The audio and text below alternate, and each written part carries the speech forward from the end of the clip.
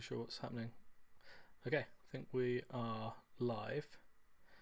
I have not put your stream in yet, so I will just do that quickly before we start. If you're joined us, sorry, as you just have to wait while we sort that out. Something I haven't done yet.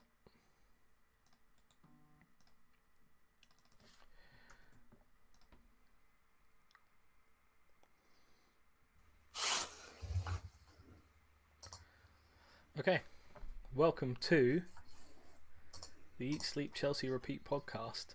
It's a midweek episode, Thursday night stream, and I guess we'll call the episode "You Ate to Say It," but Chelsea are out of Europe. I'm Craig, and I'm joined by my good friend Brady. How's it going? Yeah, Chris couldn't take it, I guess. Made up some story that his car broke down or something, but it was Chelsea that broke down the other night, and it's been a rough week, a strange week, because I haven't actually played that badly in a lot of the games, but the 3 games we played, but we've lost 9-2 and I got over them, so it's very odd. Yeah, let's try and unpack a little bit about what's happened in the games. I think this game is not so interesting to talk about. Obviously, Chelsea were badly down from the first leg 5-2, and that means that the game state in this game isn't really a good barometer to judge too much of what happened. But there are some interesting things to talk about, namely some decisions Rossini made in the game. Yeah. Obviously, one of them was to start Mamadou Sarr at right back. Obviously, had limited options with James being injured, although we did get a positive update on Reece James today saying that it was something not major, but a more minor injury, so that's good news. And obviously, Malo Gusto was, according to Liam Rossini after the game, very badly ill. So not just ill, very badly ill. Proper. Get the Calpo out. He had to make a decision about right back. Obviously, he had some options. Chalobah's played right back before. We haven't seen Mamadou Sarr play. Not Mamadou Sarr. That's a throwback. Mamadou Sarr play right back before. Josh Achimpong was an option as well, which I personally would have gone with, and he obviously came on at half time. Watching the game live, he was well out of his depth, Mamadou Sarr at right back. He had absolutely no idea what to do. He was hesitating. When we were in possession, he was sort of caught in the middle of going forward and back. He was sort of in a bit of no man's land. It was horrific, and obviously he gave away the first goal after 5 minutes to Kvaratskhelia, who was outstanding again in the game. We'll talk about, I guess, the players in a little bit more depth as we go on. Rossini had another couple of interesting moments. One is obviously subbing João Pedro and Cole Palmer in the 59th minute. I agreed with that. Yeah, I mean, I did too, but much to the huge disappointment of a lot of the people around me in the shed upper. I guess it's just for them, it's just a bad look. It's the Champions League last 16, and you're taking your best players off, basically resting them to Everton. I can understand there's obviously disappointment attached. I mean, there was a lot of booing happening in the ground on Tuesday night, so I guess we'll talk about that as well. Have you got any likes or dislikes, I guess, from the game? Well, my like for the season is that is this the season like? Well, it's just I've just been thinking about the season quite a lot. Chelsea in this tie, it was like a microcosm of the season. Of Chelsea have just basically just completely shut the bed in this season. Really, I mean, Lord knows how many red cards. Must be so many errors leading to goals now. Must be double figures, right? I mean, there's so many.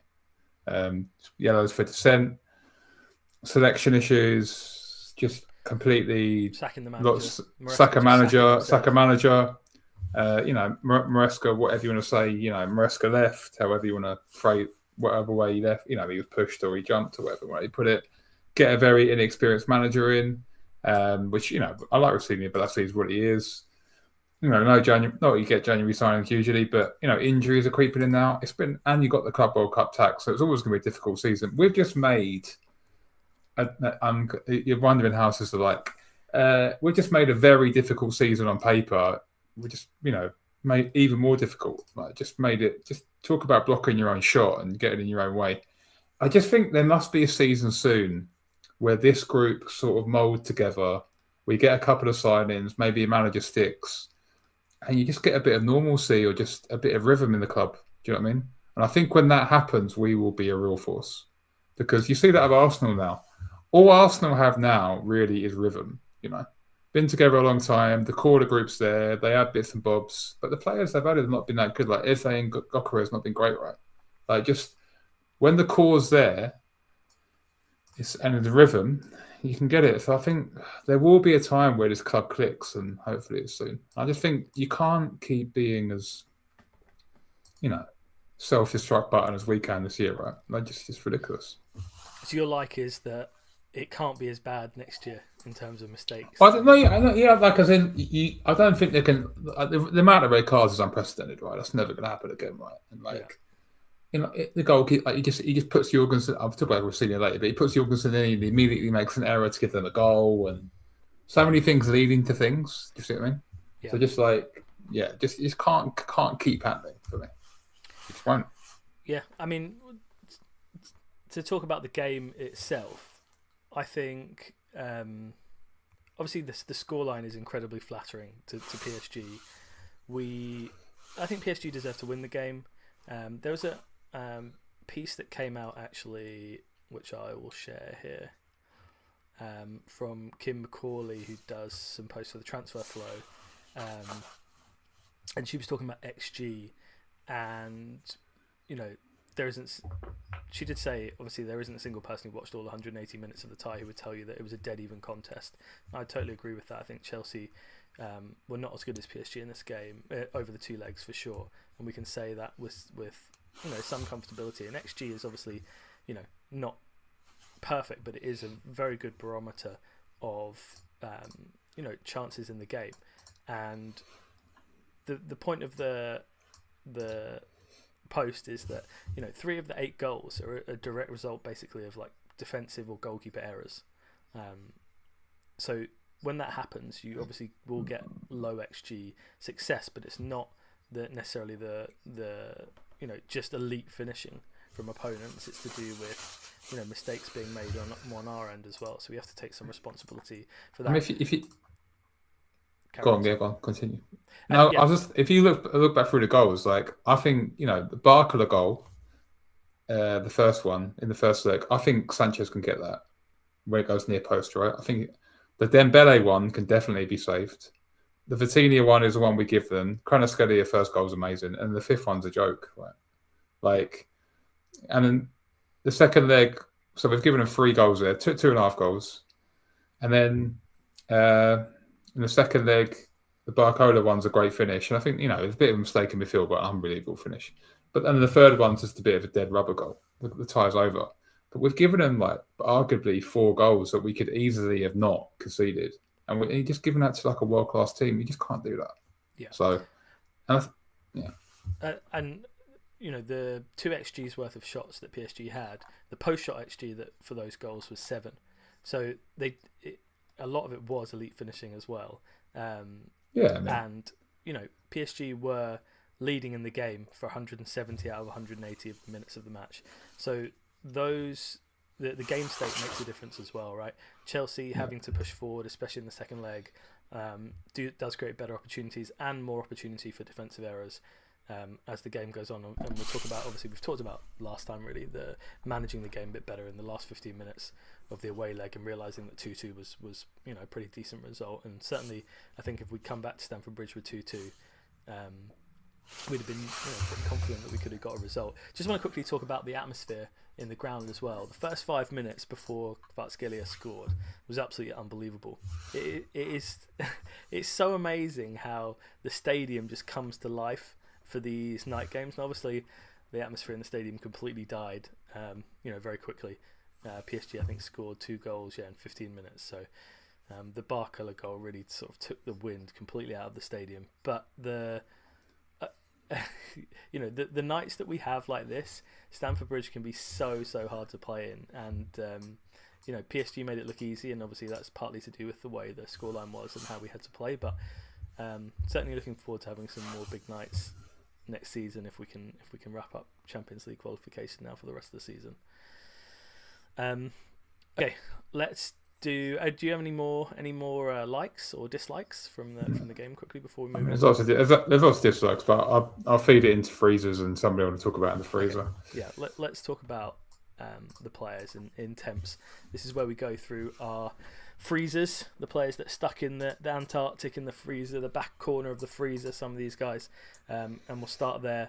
And we'll have a warming up and the boiling hot, probably not, to be honest. But no. Let's start with freezer. Who you got for me? Well, the low-hanging fruit freezer for the game is, take your pick in terms of, Sarr basically. But it comes for every Chelsea manager, and I don't usually like to put a Chelsea manager in the freezer. I think you've got to put Rosenior in the freezer for recently. He started Jorgensen against Villa, and just because we played well against what is quite a poor team, and they didn't press that well that night, he thought he was very, I think, impressed with his selection and thought, right, I'll stick with it. And that really was the nexus of, we lost that tie at 2-2, right? We lost it 8-2, but we lost 6-0 after that, right? And the tie went completely downhill because of what Jorgensen did. Jorgensen should have been on the pitch, and that's down to the manager. I mean, we've seen it in press conferences recently. It's very much like, and quite rightly, it's not tactical. It's all errors leading to goals. But there's two major things he did wrong in this tie for me. First leg started Jorgensen. Second leg, play 3 centre-backs. I don't know why you would play 3 centre-backs when you need 3 goals, to be honest. Especially a 19 and a 20-year-old, or however Hato and Sarah. I don't understand it. And obviously, there was he didn't no have need right back to play, right? Yeah, but you just played Ashenpong. He knew that he showed the system he should have started with. Ashenpong is a centre back really as well.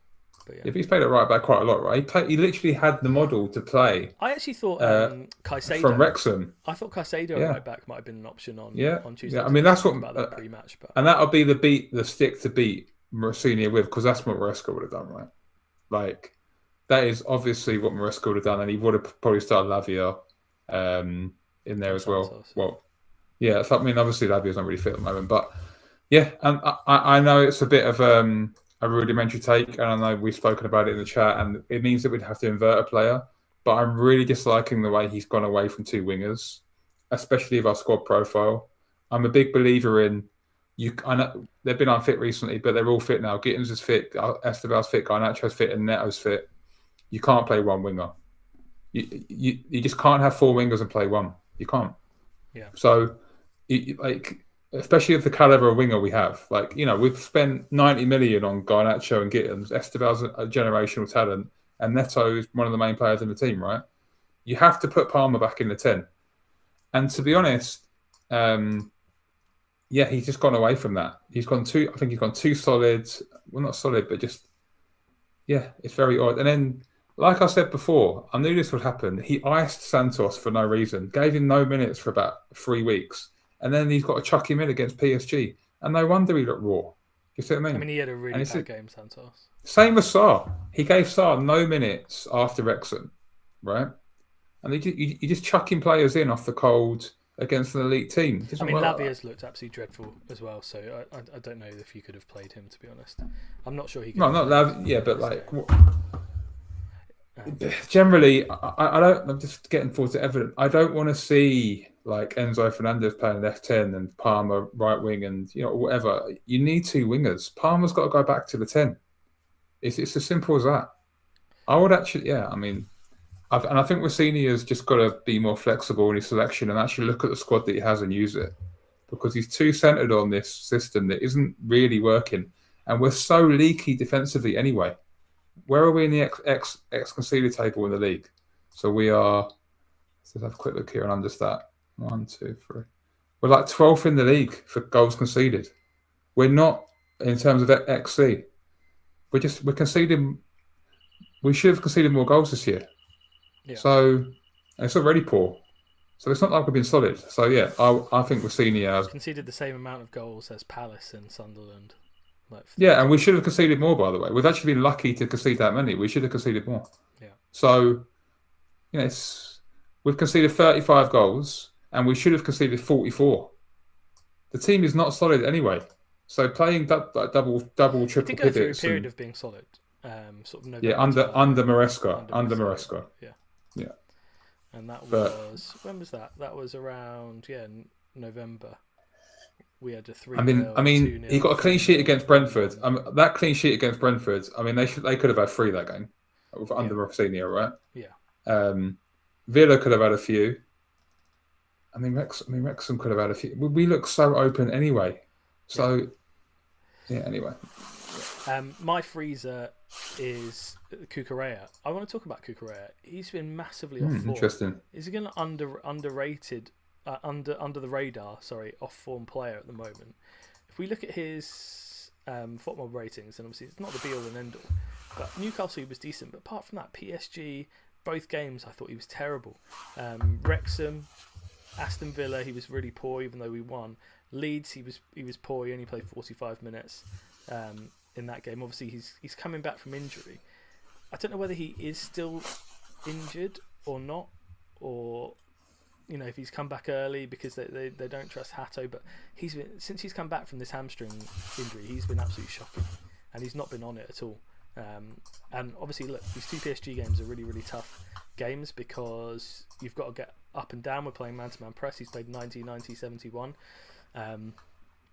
But yeah, he's not at the races at the moment, and he was sort of someone that you could rely on to be a week-to-week 7.5 at least out of 10 performer.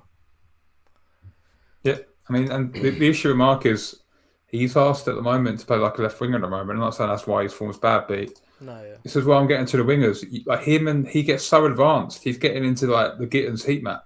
You see what I mean? It's just, Chris likes Cucurella going forward. Cucurella is pretty budget going forward. He's okay. I think he's good going forward in the central areas. He's okay. He's decent. He's got better cutbacks. He's okay. Yeah. But it's like we're basically, against Newcastle, it was Mark Cucurella right wing back, and then I think left wing back. Sorry, and then was it Neto right wing back at the end? It's just a mess. We didn't have the players then, but yeah, I think it's to do with. I think there's been a clear shift as well, though, that under Rossini he's got worse, right? Yeah, and you can see his heat map, obviously, against PSG, where he ends up touching the ball on foot mob. It's really out wide on the left-hand side. This isn't really what you want. It's not what you want. It's not where you want him. It's not his strong point at all. We need to invert Cucurella again. Yeah. Something's got to change. People were moaning, obviously, about the way we played under Maresca and having the wingers out wide, and they get a lot of touches of the ball and obviously aren't able to beat a man. But do you know who's less likely to beat a man when they get the ball out wide? Cucurella. And look, like if you want to sell Gittins and Garnacho and play this system, then fine. But you just can't have players hanging about getting no minutes. I'm not talking about players getting unhappy or anything like that, because they will get unhappy, obviously, if they're not playing. But you can't have players on X amount of wages just not playing games, right?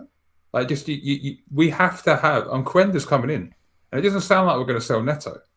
So you can have 5 wingers next season, unless we sell Garnacho, right?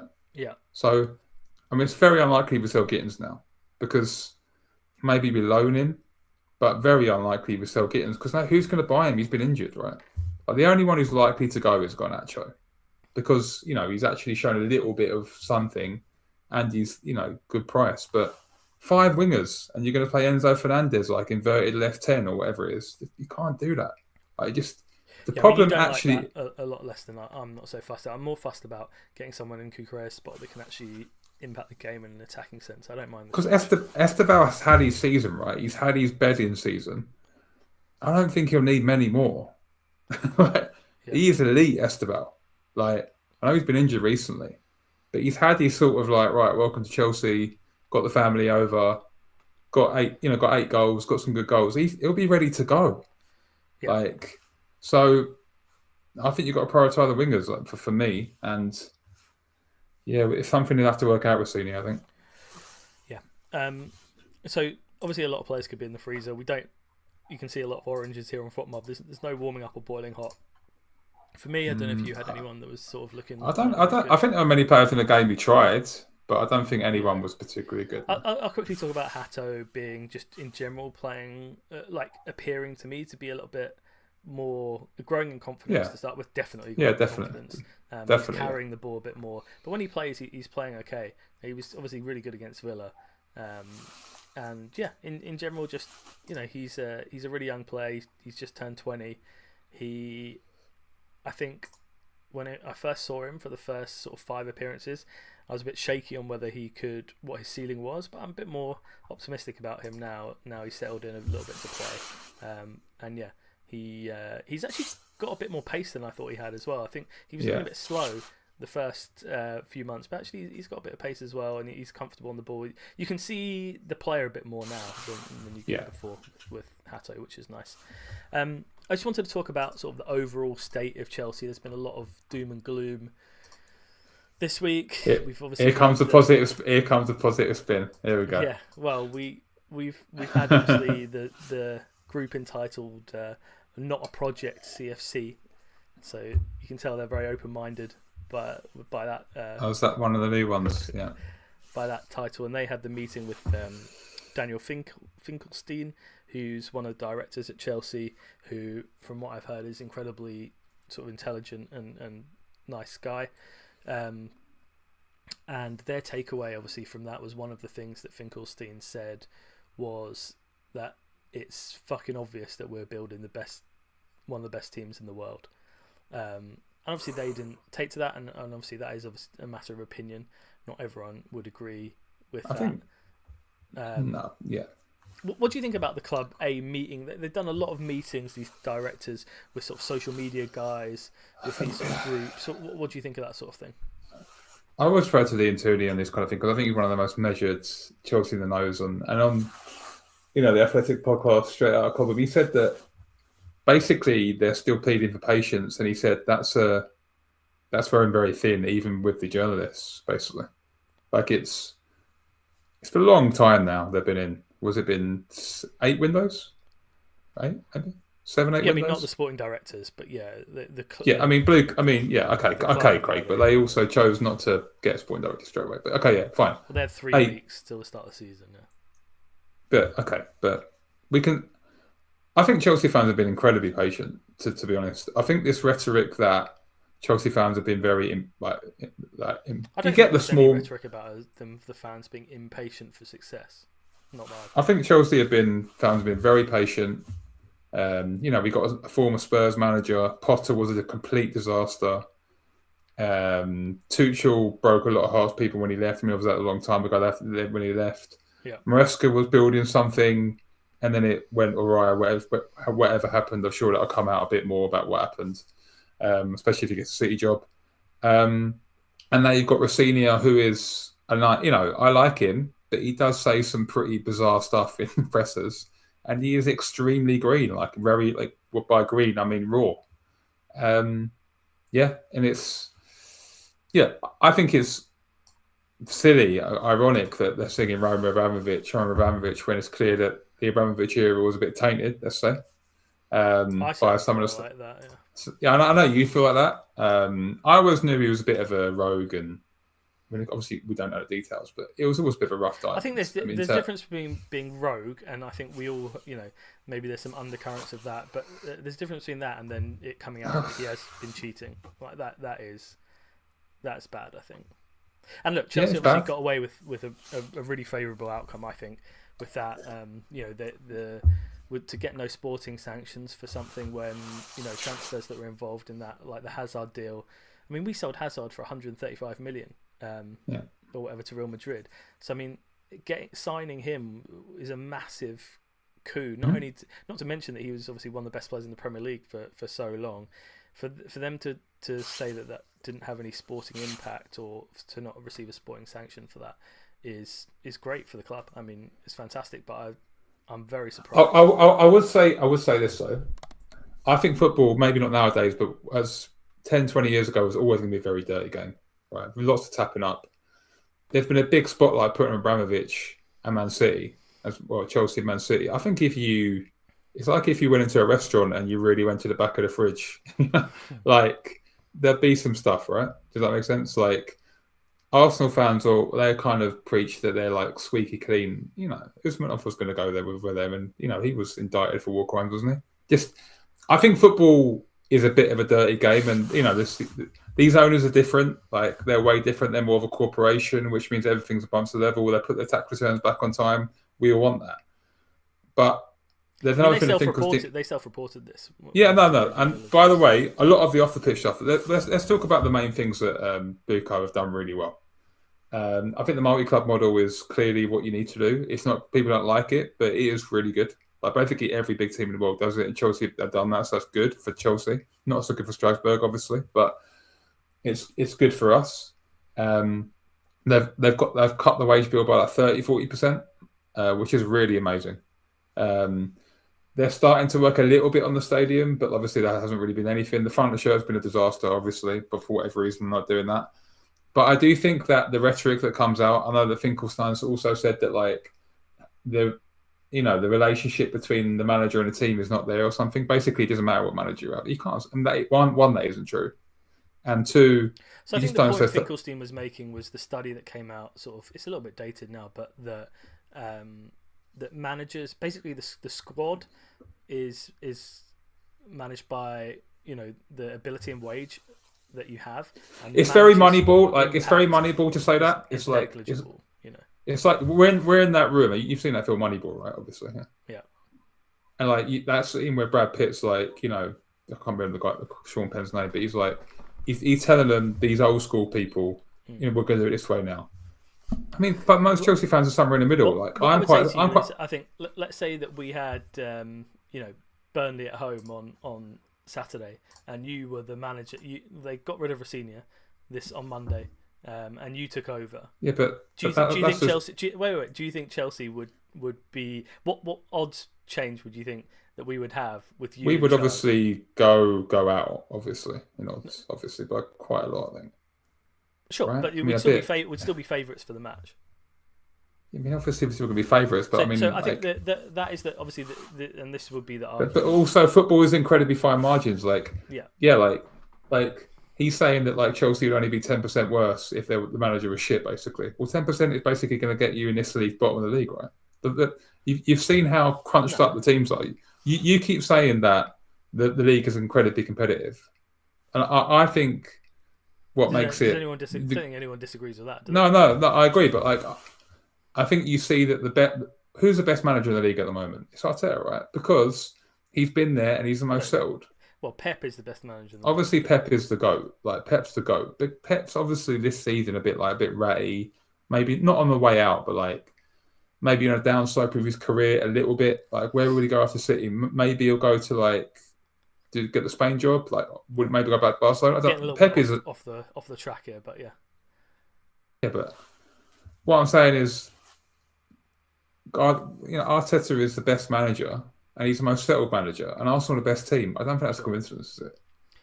So I think stability is born out of success, right? Like most people, Arteta was probably given a little bit more leeway than most, but they've come second for the last 3 seasons. Is that correct? Yeah. And very, very close to winning the league. So it's not as if he's been given a chance. I think the main issue. I know I'm getting off track. The main issue that I have with the board is that they preach stability. But they also sack managers all the time. And I don't think they had any intention of sacking Maresca. Yeah, but Craig, they're saying that the managers matter, and then so if their attitude is that the manager can go whenever and it won't affect the team, and obviously you can't see managers staying for that long at Chelsea. You see what I mean? It's like they've almost got the Abramovich trigger finger in terms of but for different reasons, like for statistical reasons or whatever. But like. I don't think they understand that when you sack the manager, you're basically hitting the reset button, and you have to essentially start again. So yeah, I don't think that's how they view it at all. So I think people like Finkelstein, when you're saying that to fans and you're saying it's fucking obvious, like, there's nothing fucking obvious about it. To be honest, like we're building. So, I mean, I would be surprised if that was the sort of the way he said that, but yeah, I don't know. Why would they lie though? Well, to start with, they're called Not a Project CFC. I mean, wasn't that just the fan? I mean, I know that the actual fan board of Chelsea got in with the directors, and that's a bit more official. Sure. Yeah.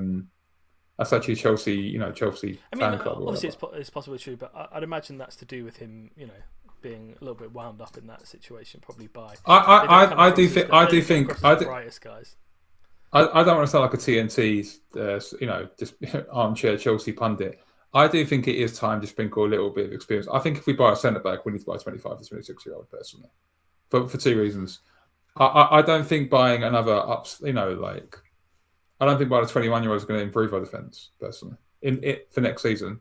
True. And also centre backs can play till 30, 34. Like if you buy a centre back, I get you don't want to buy a 28-year-old striker. I get that. Or like you don't want to buy a 30-year-old winger. I get that. But like to buy a 25-year-old centre back, he's got 10 years ahead of him basically. Like Actually, at top I level. think if they had a 25-year-old centre back available that they really loved that they could sign, I don't think there would be any issue signing a 25-year-old centre back. We'll see. But I don't think buying like another Mamadou Sarr, which is that who's that lad? I think it's a really common misconception that the club have got some sort of age restriction on the players that they sign. Well, how can it be a misconception? Because every player we bought is under that age. So how can it be a misconception? Well, I think in phase one they were aiming to buy really young players. But I think they've even come out and said last summer that there is no age restriction. Doesn't mean they have to buy anyone now over the age. They have to buy players over the age of 25. I think the proof of being prudent on that. The only player they bought over 26 was Tosin, and he was free. But all the rumours that have come out about them speaking to Maignan and Semenyo and all these guys that are over the age of 25. So I think for Chelsea fans, the proof of being the pudding. Pretend. But Craig, I'm sorry. Actions speak louder than words, right? If we actually buy a 25, 26-year-old, and fans will be appeased a bit more, but like, oh, they actually are going to do it. I mean, I find that a little bit hilarious, to be honest, that fans would be happy. Well, how can you find it hilarious? Well, I mean, I think you want to buy the best players, right? I took that Semenyo interest with a pinch of salt. Like the Chelsea directors could go to the pub and then they see a kid doing kick-ups in the street and they try and scout him. I mean, it's like we would get anyone if we could flip them for a price. I mean, come on, like this. Were we really like anywhere near getting Semenyo, even if he was interested? Probably not. So like, I think it was more that Semenyo wasn't interested. The last player we bought that was 24 was like 23 was like Neto, right? He was 23, right? Was he 24? 24, I think. Yeah. How was he now? 26. So he must have been 24. So that's like Premiership proven. To do that in I don't know. How's he turned out? Right. Let's talk about as well. I'm going to make a little point to end on, but a video about sort of the progress of the club, and I'm going to post it on YouTube in the next few weeks, maybe the end of the season. But sort of this is where the starting point. So this is Chelsea pre Clearlake. As you can see, the wage bill at 3.258 million, average age of 27, and here's the squad that they inherited from Roman. As you can see, probably by looking at the squad, it's not a particularly strong squad, not a particularly talented squad. It's quite an old squad, and it's also a very expensive squad. 3.25 million, I think, would be the second highest wages in the Premier League right now, and that's obviously 3.5 years later. So I think they did. I think when they took over the club, I think the perception is now that sort of Chelsea have got a lot worse, or that certainly people think that the squad or the is a lot worse than what we had before. But I think if you look at this squad right now, and like I said, I'll be doing a more of an in-depth look into the squad. But I think if you look at this squad, I mean, you certainly wouldn't exchange our squad now for this.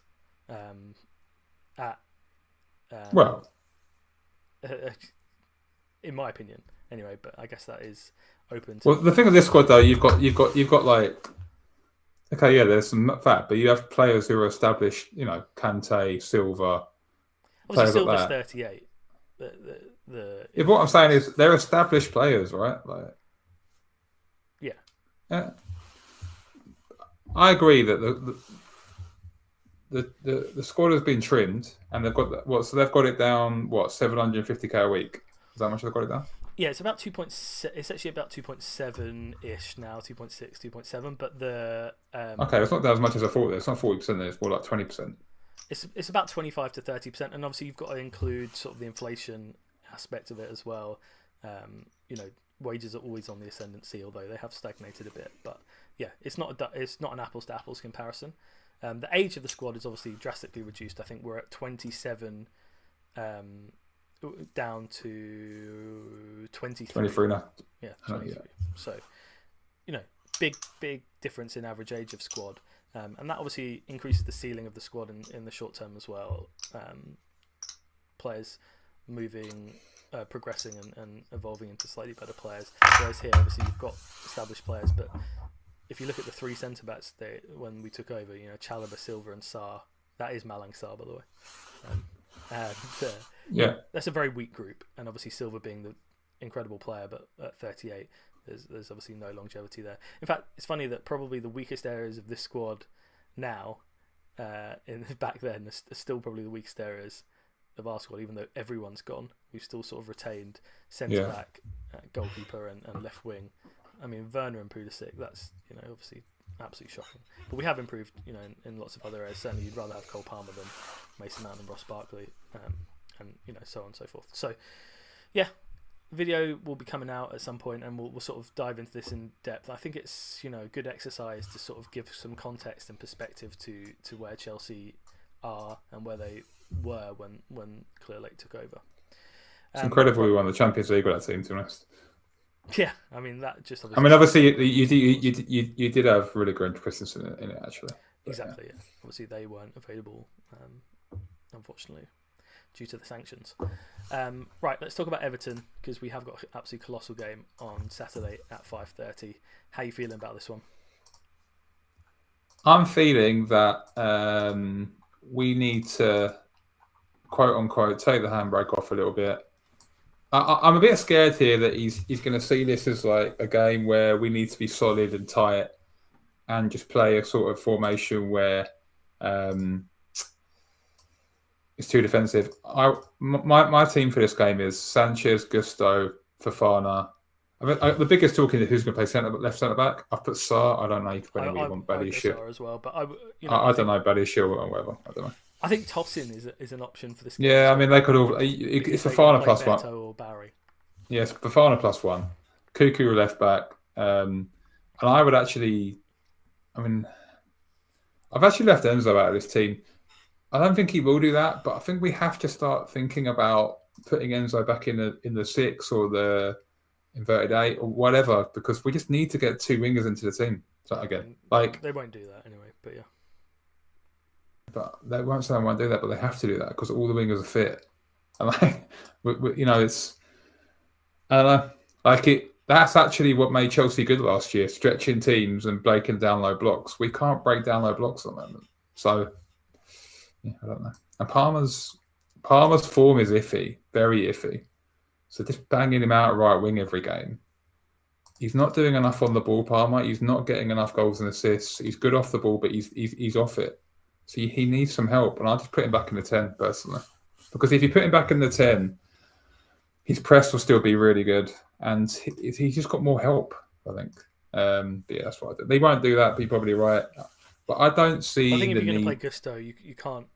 I don't want to see Enzo, Santos, and Caicedo in every team all the time. I don't see the point. I think away to Everton actually, this is actually good. I sort of agree with you that you don't need to do that in certain games, but I think controlling midfield in this game is really important. Everton obviously have been in decent form.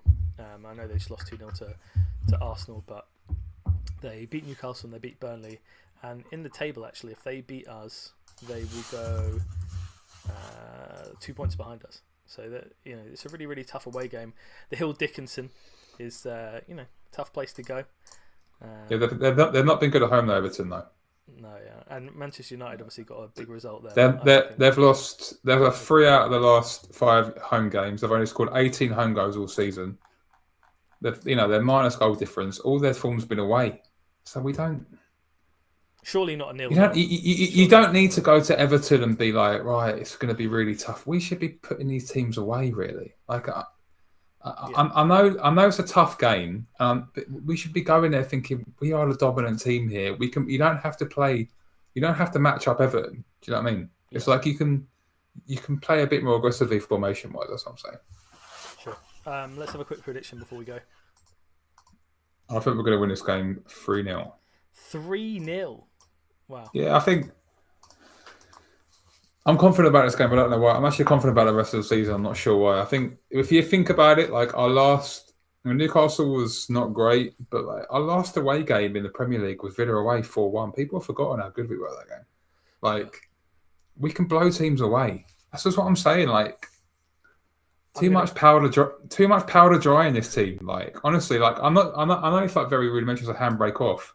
We have so much talent. Just use it. I'm gonna go 1-0 Chelsea. I'm going to go a really grubby 1-0 as well. 79th minute winner from Cole Palmer.